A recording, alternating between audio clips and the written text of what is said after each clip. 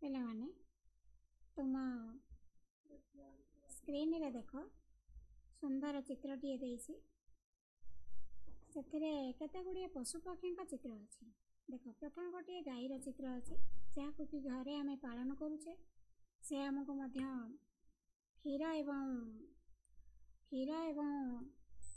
खत दे थाए जहाँकि आम क्षीर खाइले आम शरीर में शक्ति होता है एवं खत दे आम बिलरे खत को सार रूपे व्यवहार करता है। आउ गोटे चित्र अच्छी देख गधर चित्र आको आम घरे पालन करें सी आमर जिनपतर बही नेबारे साहाय्य करता है। एबे सिना गाड़ी मोटर ट्रेन सब है कि आग बेले लोक मैंने गध साहाय्य ही गोटे स्थान रु आउ गोटे स्थान को निजर जिनपतर बही नेउथिले। आउ गोटे चित्र अच्छी पिला देख यहाँ महिषीर चित्र से आमको क्षीर दे थाए। यहाँ हूँ गोटे बिलईर चित्र बिलई को जदि घरे बेसी मूषा हो जाउछंती ताले आम बिलई पालन करें जो माने कि मूषा मैंने डरिक पड़ती। अच्छा देखला पिले यहाँ गोटे पशुटी अच्छी जे कि जीभ देखी बसी तुम्हें चिन्ह हाँ से हूँ गोटे कुकुर चित्र। अच्छा आउ गोटे चित्र अच्छी गोटे पक्षी कुकुड़ा ठीक कथा। अच्छा यहाँ गोटे छेलीर चित्र ताको आम घरे पालन करें से आमको क्षीर एवं मांस दे थाए। आउ गोटे बत्तक देख अच्छी से आमको अंडा दे थाए। अच्छा एते गुड़िया चित्र आम देखिले पिले ए गुड़िक सब आम घरे रखिकी पालन करें से एमानक सब कह जाए गृहपालित पशु गृहपालित पशु पक्षी।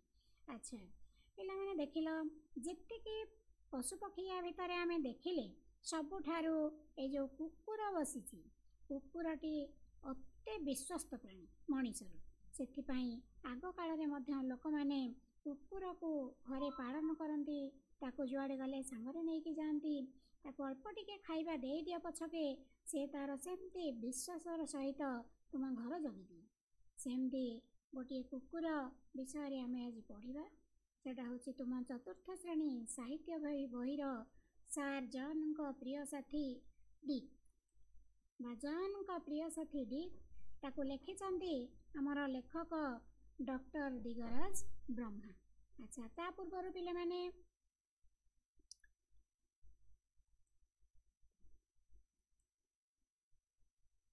देख केते सुंदर भाव लिखाई डॉक्टर दिगराज ब्रह्मा तुम बहीटे जो गपटी देइचंती गप तो नुहे ये एक सत कथा। से दिन कार्लाइल सहरर एक रास्तार जाउथिले जणे भारतीय युवक सांगरे थिले तांकर जणे बंधु बंधुंको नाम थिला थॉमसन से थिले बिलातर लोक। अच्छा पिले बेले आम प्रथम ये बुझा कार्लाइल सहर कौठारे यहाँ हूँ इंग्लैंड रे आम लंडन बोली जो देश को कहूचे से लंडन सहरर गोटे सहर लंडन देशर गोटे सहर हूँ कार्लाइल से कार्लाइल सहरर गोटे रास्तार आम भारतर जड़े युवक जाउथिले तांको सांगरे आउ किए जाउथिले ना तांकर बंधु बंधुंको नाम थिला थॉमसन से थॉमसन होउचंदी बिलातर लोक बा लंडन लोक। अच्छा बिलातर चालीचलनी विषय जानिबा पाई युवक मनरे आग्रह थिला सेथिपाई से बंधु थॉमसन को बहुत कथा पचारुथिले ताले आम भारतीय युवक मनरे बहुत आग्रह थिला जे बिलातर लोक मानकर चालीचलनी किपरि तांको खाइबा कि पीवा किपरि से माने रखुचंती किपरि कौन करुचंती से विषय जानिया पाई भारतीय युवक मनरे बहुत आग्रह थिला। तेणु जानिबाकू जेहेतु आग्रह अच्छे से कौन करुथिले ना से थॉमसन को बहुत गुड़िए कथा पचारुथिले एटा कौन एटा कहीं किए अच्छे ये रास्तार अनेक लोक कुकुर धरी जाउथिबार दृश्य जाउथिबार देखि युवक जनक पचारिले आपणक देशर लोक कुकुर को खूब भल पाते बोध हुए। ताले से भारतीय युवक जनक रास्तार देखिले जे बहुत लोक कुकुर धरिकी जाउछंती तेणु तांको मन गोटे आग्रह है से सेठू थॉमसन को कहले आपणक देशर लोक कुकुर को बहुत भल पाते बोध हुए।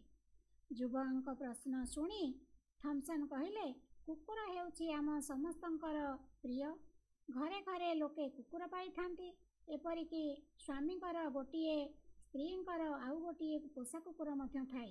ସେମାନେ ନିଜ କୁକୁରକୁ ନେଇ ଗର୍ବ ଅନୁଭବ କରନ୍ତି। ଥମ୍ପସନ୍ କହିଲେ, ଠିକ୍, କୁକୁର ବିଲାତର ଲୋକମାନଙ୍କର ବା ଆମ ଦେଶର ଲୋକମାନଙ୍କର ଅତି ପ୍ରିୟ। ଘରେ ଘରେ ଲୋକମାନେ କୁକୁର ପାଳିଥାନ୍ତି। ଏମିତିକି ଯଦି ସ୍ୱାମୀ ଗୋଟିଏ କୁକୁର ରଖିଛନ୍ତି, ତାଙ୍କ ସ୍ତ୍ରୀ ମଧ୍ୟ ଆଉ ଗୋଟିଏ କୁକୁର ରଖିଥାନ୍ତି ଏବଂ ନିଜ କୁକୁରକୁ ନେଇକି ସମସ୍ତେ ଗର୍ବ ଅନୁଭବ କରନ୍ତି। ପିଲାମାନେ ଦେଖ, ଭାରତୀୟ ଯୁବକ ଯାଉଛନ୍ତି, ତାଙ୍କ ସହିତ ତାଙ୍କର ବନ୍ଧୁ ଥମ୍ପସନ୍ ଅଛନ୍ତି। ଏ ଭାରତୀୟ ଯୁବକ ଦେଖ, ଇଏ ହେଉଛନ୍ତି ତାଙ୍କର ବନ୍ଧୁ ଥମ୍ପସନ୍। ଆଚ୍ଛା, ଦେଖ ପିଲାମାନେ, ଏଠି ଆଉ ଜଣେ ଲୋକ ମଧ୍ୟ ରାସ୍ତାରେ ଯାଉଛନ୍ତି କୁକୁରଟିଏ ଧରିକିରି। ଅତି ସୁନ୍ଦର ଛବିଟିଏ ହେଇଛି। ଆଚ୍ଛା, ଏବେ ପିଲାମାନେ ଦେଖିବା, ଦେଖ, ଇଏ ଏଠି ମଧ୍ୟ ଏଠି କାର୍ଲାଇଲ୍ ସହରର ଗୋଟିଏ ଚିତ୍ରଟିଏ ମଧ୍ୟ ଦେଖାଯାଉଛି। ଯଦିଓ ଚିତ୍ରଟି ଭଲ ଭାବରେ ଦେଖାଯାଉ ନାହିଁ, ତଥାପି ଟିକେ ଦେଖିଦେଇଥାଉ। ଆଚ୍ଛା, ଦେଖ ପିଲାମାନେ, ଏଇଠି କ'ଣ ହେଇଛି, ଜଣେ ବ୍ୟକ୍ତି କଳା ଚଷମା ପିନ୍ଧିଛନ୍ତି, କୁକୁରଟିଏ ଧରିଛନ୍ତି ଏବଂ ରାସ୍ତାରେ ଯାଉଛନ୍ତି। ଆଚ୍ଛା, ଏବେ ଦେଖିବା ଆମେ ପିଲେ ସେ କ'ଣ କହୁଛନ୍ତି। କଥା କହୁ କହୁ ଥମ୍ପସନ୍ ରାସ୍ତାର ଗୋଟିଏ କଡ଼ରେ ଠିଆ ହୋଇଗଲେ। ତାଙ୍କ ଦୃଷ୍ଟି ପଡ଼ିଲା ରାସ୍ତାର ଅନ୍ୟ ପାର୍ଶ୍ୱରେ ଯାଉଥିବା ପଦଚାରୀଙ୍କ ଉପରେ। ପଦଚାରୀଙ୍କୁ ଦେଖି ତାଙ୍କ ମନ ଉଲ୍ଲସିତ ହୋଇ ଉଠିଲା। ସେ ଡାକ ଛାଡ଼ିଲେ, ମିଷ୍ଟର ଜନ୍, ଆପଣ ଏପଟକୁ ଟିକିଏ ଆସିବେ କି? ହେଲେ ରାସ୍ତାରେ ଥମ୍ପସନ୍ ଏବଂ ଭାରତୀୟ ଯୁବକ ଯେତେବେଳେ କଥାବାର୍ତ୍ତା ହେଇ ହେଇ ଯାଉଥାନ୍ତି, ସେତେବେଳେ ଥମ୍ପସନ୍ କ'ଣ କଲେ, ରାସ୍ତାର ଗୋଟିଏ କଡ଼ରେ ଛିଡ଼ା ହୋଇଗଲେ। ଛିଡ଼ା ହେଇକି ଦେଖିଲେ, ତାଙ୍କ ଦୃଷ୍ଟି ପଡ଼ିଲା କହିଲେ କ'ଣ, ଦେଖିଲେ ରାସ୍ତାର ଅନ୍ୟ ପାର୍ଶ୍ୱରେ, ରାସ୍ତାର ଅନ୍ୟ ପାଟରେ ଜଣେ ପଦଚାରୀ ଯାଉଛନ୍ତି। ପଦଚାରୀ କହିଲେ କ'ଣ ଆମେ ବୁଝିବା ନା, ଯେଉଁମାନେ ପାଦରେ ଚାଲି ଚାଲି ଯାଉଥାନ୍ତି, ଆମେ ତାଙ୍କୁ ପଦଚାରୀ ବୋଲି କହିବା। ପଦଚାରୀଙ୍କୁ ଦେଖି ତାଙ୍କ ମନ ଉଲ୍ଲସିତ ହୋଇଗଲା। ହେଲେ ଉଲ୍ଲସିତ କହିଲେ କ'ଣ, ଆନନ୍ଦିତ, ଅତି ଖୁସି ହୋଇଗଲେ। କିଏ? ଥମ୍ପସନ୍। ସେ ଖୁସିରେ ଡାକ ଛାଡ଼ିଲେ, ମିଷ୍ଟର ଜନ୍, ଆପଣ ଏପଟକୁ ଟିକିଏ ଆସିବେ କି? ଏଥିରୁ ପିଲାମାନେ କ'ଣ ଜାଣୁଛେ ନା, ଆର ଅନ୍ୟପଟେ ଯେଉଁ ଲୋକ ଜଣଙ୍କ ବା ପଦଚାରୀ ଜଣକ ଯାଉଥିଲେ, ତାଙ୍କ ନାଁ ହେଉଛି ମିଷ୍ଟର ଜନ୍। ତାଙ୍କୁ ସେ ଥମ୍ପସନ୍ ଡାକିଲେ, ଆପଣ ଏପଟକୁ ଟିକିଏ ଆସିବେ କି? ଭାରତୀୟ ଯୁବକ ଜଣକ ରାସ୍ତାର ଆରପଟକୁ ଲକ୍ଷ୍ୟ କଲେ। ଦେଖିଲେ ଜଣେ ବୃଦ୍ଧ ବ୍ୟକ୍ତି ଥମ୍ପସନ୍ଙ୍କ ଡାକରେ ଅଟକି ଯାଇଛନ୍ତି। ତାଙ୍କ ହାତରେ ଅଛି ଗୋଟିଏ ଚମଡ଼ାର ବେଲ୍ଟ। ସେଇଟି ବନ୍ଧା ହୋଇଛି ଗୋଟିଏ କୁକୁର ବେକରେ। କୁକୁରଟି ତାଙ୍କ ଆଗରେ ଠିଆ ହୋଇଛି ଏବଂ କ'ଣ ଗୋଟିଏ ନିର୍ଦ୍ଦେଶ ପାଇବା ପାଇଁ ତାର ମାଲିକକୁ ଉତ୍କଣ୍ଠାର ସହିତ ଚାହିଁ ରହିଛି। ଥମ୍ପସନ୍ ଯେତେବେଳେ ଡାକିଲେ ଯେ ମିଷ୍ଟର ଜନ୍, ଆପଣ ଏପଟକୁ ଟିକିଏ ଆସିବେ କି? ସେତେବେଳେ ଭାରତୀୟ ଯୁବକ ଜଣକ ରାସ୍ତାର ଆରପଟକୁ ଲକ୍ଷ୍ୟ କଲେ। ସେ ଦେଖିଲେ ଜଣେ ବୃଦ୍ଧ ବ୍ୟକ୍ତି। ହେଲେ ବୃଦ୍ଧ ବ୍ୟକ୍ତି କହିଲେ କ'ଣ, ଜଣେ ବୟସ୍କ ଲୋକ, ବୁଢ଼ା ଲୋକ। ବୃଦ୍ଧ କହିଲେ ବୁଢ଼ା। ସେ ଥମ୍ପସନ୍ ଯେଉଁ ଡାକିଲେ, ତାଙ୍କ ଡାକ ଶୁଣିକି ଅଟକି ଯାଇଛନ୍ତି। ସେ ବୃଦ୍ଧ ବ୍ୟକ୍ତିଙ୍କ ହାତରେ ବା ବୁଢ଼ା ବ୍ୟକ୍ତିଙ୍କ ହାତରେ କ'ଣ ଅଛି ନା, ଗୋଟିଏ ଚମଡ଼ାର ବେଲ୍ଟ ଅଛି। ସେଇ ଚମଡ଼ାର ବେଲ୍ଟର ଗୋଟିଏ ପାର୍ଶ୍ୱ ଆଉ ଗୋଟିଏ କୁକୁର ବେକରେ ଯାଇ ବନ୍ଧା ହୋଇଛି।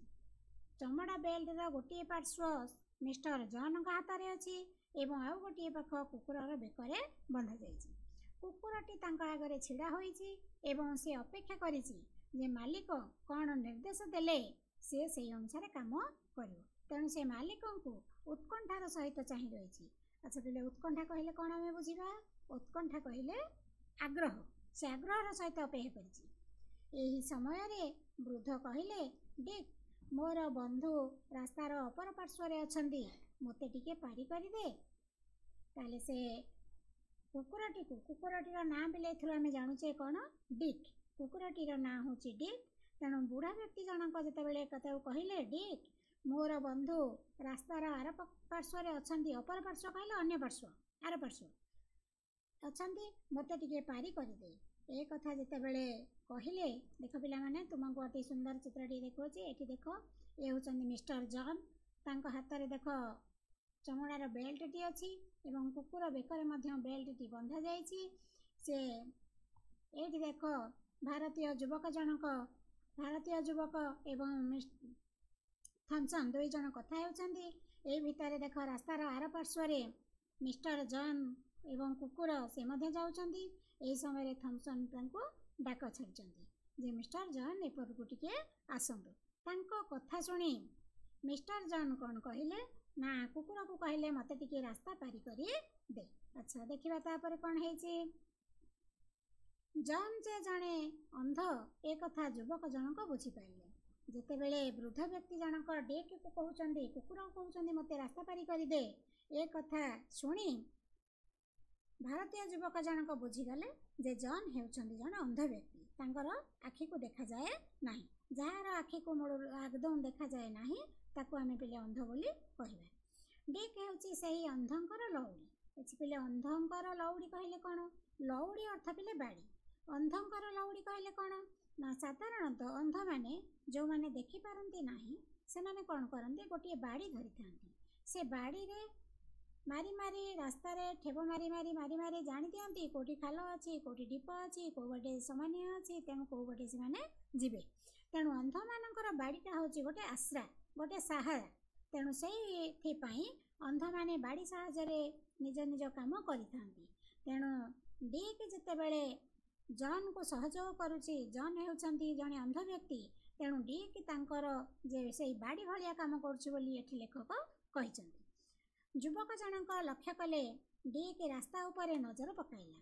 जेतेबेले जॉन कौन करिसंती डेक को कहिसंती जे रास्ता पार कर दियो। सेही समय डेक कौन करिछि ना रास्ता ऊपर को नजर पकेला। कारण रास्ता रे अनवरत गाड़ी घोड़ा जास करुथिला। अनवरत कहले पिले कौन आमे बुझिबा। अनवरत कहले सबुबेले गाड़ी घोड़ा सबुबेले जास करुथिला रास्ता रे। जेहेतु डेक लक्ष्य कला टिके सुविधा मिलिले तो से तार मालिकन को रास्ता पारी कर देबो। से भाबुथुला टिके केतेबेले सुविधा मिलिले गाड़ी मोटर जेतेबेले आसीबो नाही फांका समय हबो सेतेबेले से ता मालिकन को रास्ता पारी करी देबो। किछि समय पर डेक देखिला रास्ता टिके फांका पड़िछि। डेक लक्ष्य कला दूररु गोटिए गाड़ी आसुछि। हुए तो से ठिया होइथिबा स्थान रे गाड़ीटी पहुँचीबाको प्राय 2 मिनिट समय लागिबो। बस एई 2 मिनिट थिला डेक पई सुवर्ण सुजोग। से आगे चलिला प्रधान रास्तार मझी को। हाथ मुठारे थिबा बेल्टटी झिंकी हेबारु डेक जीवा कथा जॉन जानी पारिले। से चलिले डेकर पछे पछे। गाड़ीटी आसीबा पूर्वरु डेक जॉन को रास्ता पारी करी देइथिला। हेले डेक देखिला रास्ता टिके फांका पड़िछि। तेणु से लक्ष्य कला दूररु गोटिए गाड़ी आसुछि। से चिंता कला गाड़ीटी सेमाने ठिया होइतिबा स्थान रे पहुँचीबा पई 2 मिनिट समय लागिबो। तेणु से कहला ए 2 मिनिट समय ही तापई सुवर्ण सुजोग अति भल समय। तेणु से कौन कला आगे चलिला प्रधान रास्ता मझी आड़को। जेतेबेले कुकुरटी डेक आगरे चलिला सेतेबेले जॉन को हाथ रे बंधा जाइथिबा बेल्टटी झिंकी हैला। जॉन से झिंकी हेबारु जानी पारिले जे डेक तांको रास्ता पारी करि देबा पई नउची। तेणु से डेक पछे पछे चलिले।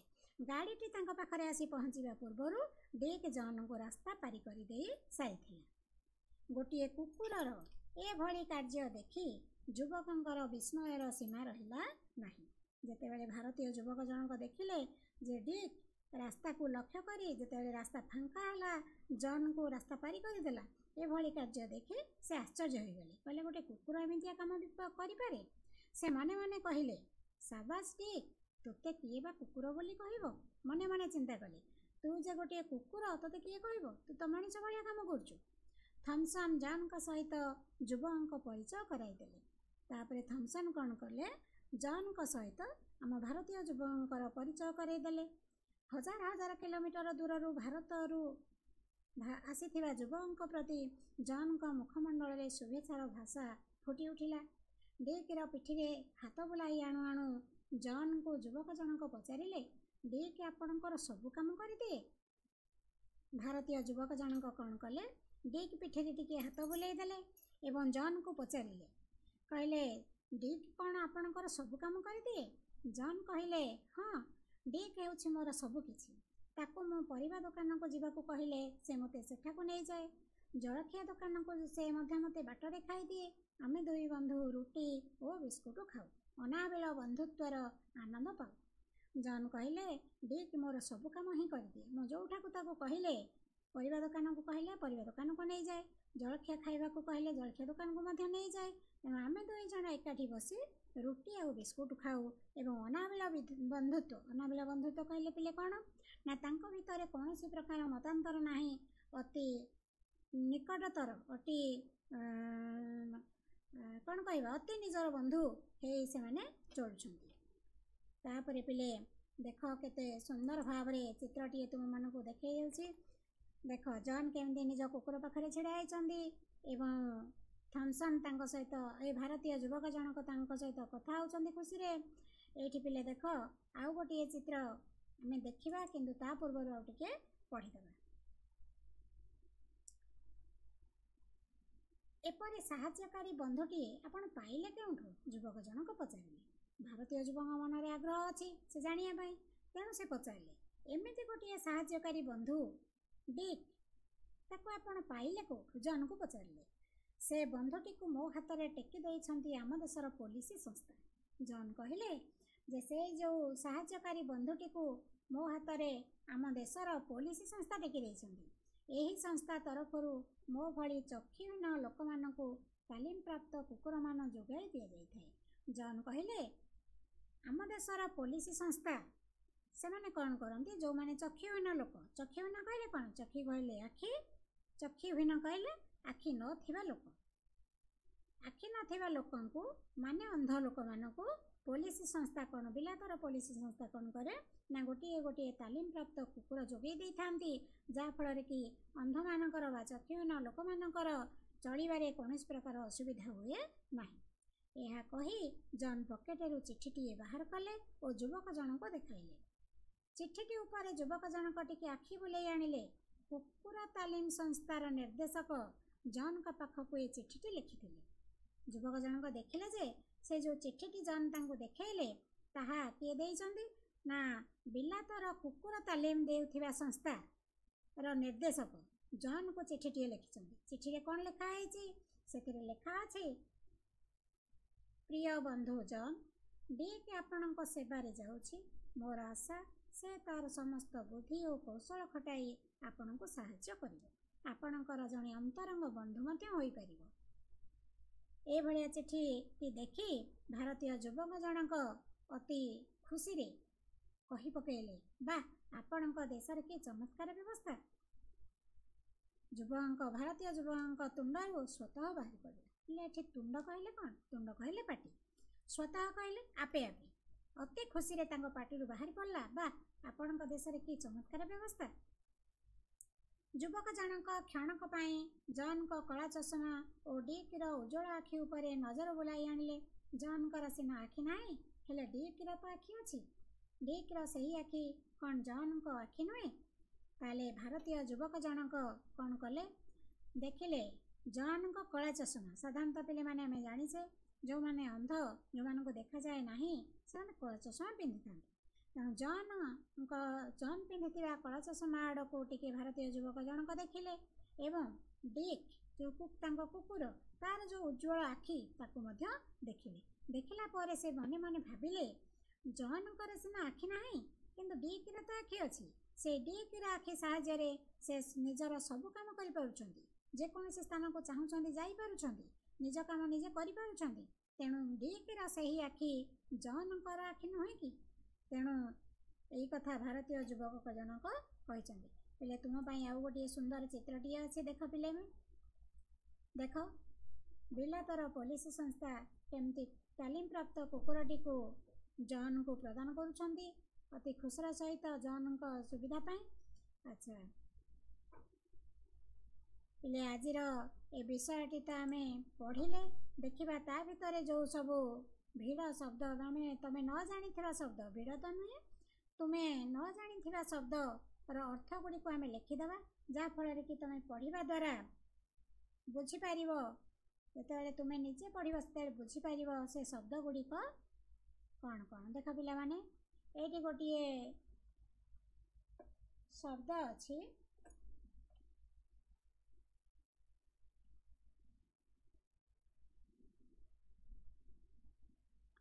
ଦୃଷ୍ଟି ପଡ଼ିଲା। ହେଲେ ମୁଁ ଟିକେ ଗାର ଟାଣି ଦେଉଛି ତା ତଳେ ପିଲାମାନେ। ଦୃଷ୍ଟି ପଡ଼ିଲା, ଆଉ ଏଇଠି ଲେଖି ଦେଉଛି ସେ ଶବ୍ଦଟିକୁ, ଦୃଷ୍ଟି ପଡ଼ିଲା।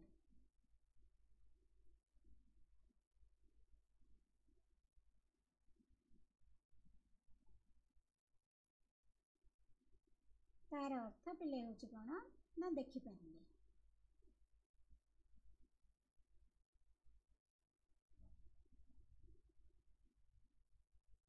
अच्छा आउ गोटे पिले अच्छे देख पदचारी।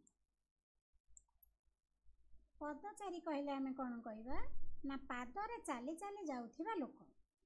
लिखि दउछु पिले जोटी टिके जगह अच्छी से लिखि दउछि तुमे तुम खातार ताकू लिखि नब एवं टिके मन रखिब। पदचारी पादरे चाली चाली जाउथिबा लोक।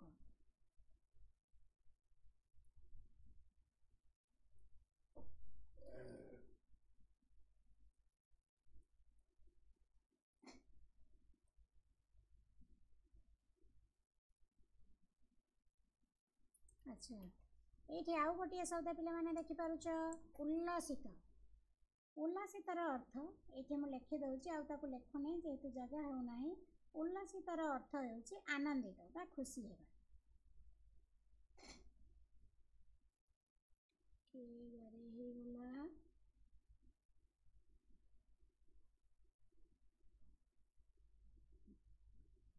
आनंदित। अच्छा तापर आउ कौन भिड़ शब्द अच्छे देख पिला माने वृद्ध।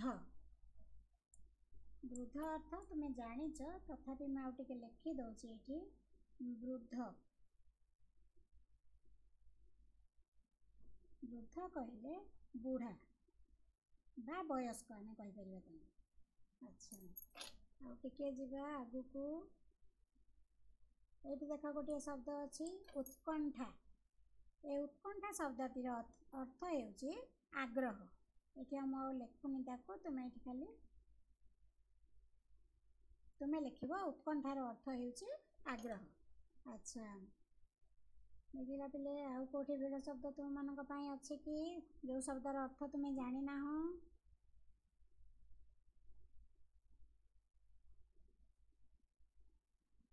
एठी गोटे शब्द देछि पिले देख सुवर्ण सुजोग। सुवर्ण सुजोग कहले आमे कौन बुझिबा ना उपयुक्त समय।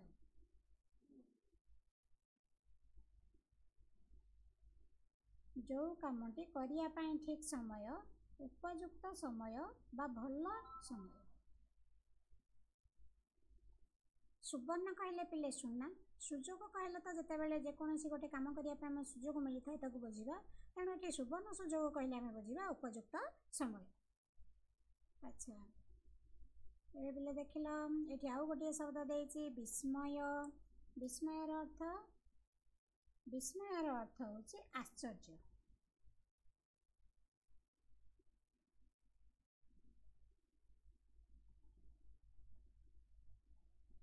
आउ गोटे शब्द देछि देख पिले मुखमंडल। मुखमंडल कहले कौन मुखमंडल रे कहले आमे बुझिबा मुहरे।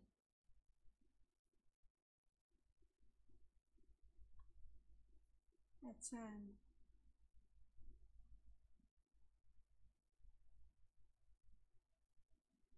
देखिला पिले आउ गोटे शब्द देछि एठी चक्षुहीन। जहार चक्षु नाही बा आमे ताकू छोट ये रे कहवा शब्द रे अंध। तालीम प्राप्त कहले जहाको तालीम दिया जाय थाए जे तालीम पाई थाए ताकू तालीम प्राप्त बोली आमे कहबा। अच्छा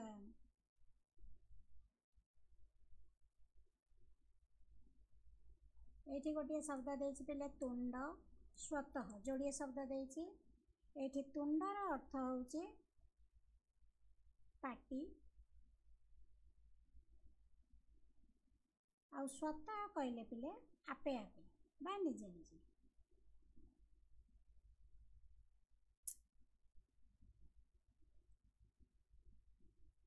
आपे आपे बाहर पड़िया। अच्छा एतिकी पिले जेतिकी टिके तुमे न जानला भलिया शब्द बोली मते मने हैला मु सेही शब्द गुड़िकर अर्थ एठी कहीदेली। तो आज पिला माने सेतिकी या परवर्ती जो वीडियो करिबा आमे जॉन का प्रिय साथी डिक रो अभ्यास प्रश्न उत्तर गुड़िक आलोचना करिबा। एतिकी रे हाँ।